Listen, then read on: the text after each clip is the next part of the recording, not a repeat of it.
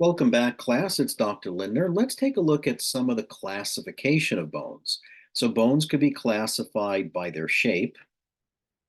They could be classified by the internal tissue organization. And they could also be classified by bone markings, like the surface features of the bone, some of the marks that are found on them. So they could be classified by six shapes. We have sutural bones, irregular bones, short bones, flat bones, long bones, and sesamoid bones. So let's take a look at some of these and be able to give you some examples of each. So when we talk about sutures, right? Sutures are the junction of where bones come together, especially here in the skull, where we have sagittal suture right here. We've got the lambdoidal suture right here.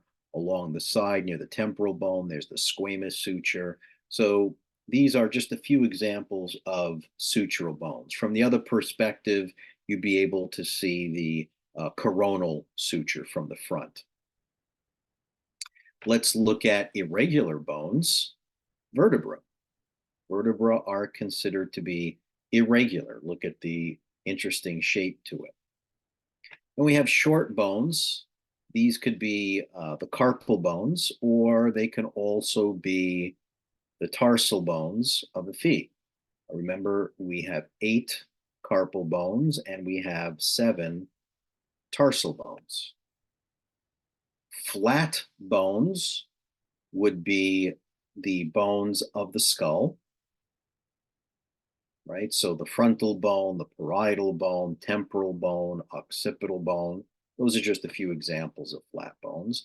Long bones could be the humerus, the ulna, the radius, femur, tibia, fibula, even these small bones of the hand, the phalanges, not the carpals, but at least the metacarpals and phalanges are considered long bones because long bones are bones that look like this, where they have the knobby proximal end and the knobby distal end, which is the proximal and distal epiphysis, and they have the shaft called the diaphysis. Then we have sesamoid bones. The big famous one is the kneecap, which is known as the patella, but you also have some sesamoid bones in the near the thumb, the palm of the hand, and also on the plantar surface of the feet. So the sutural bones are small irregular bones. They're found between the flat bones of the skull. So we gave you a few examples of sutures like sagittal suture, coronal suture, lambdoidal suture, squamous suture.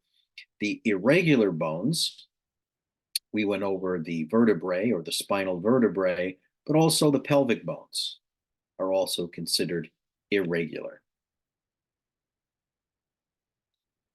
The short bones would be the tarsals and the carpals. They're typically small and thick bones.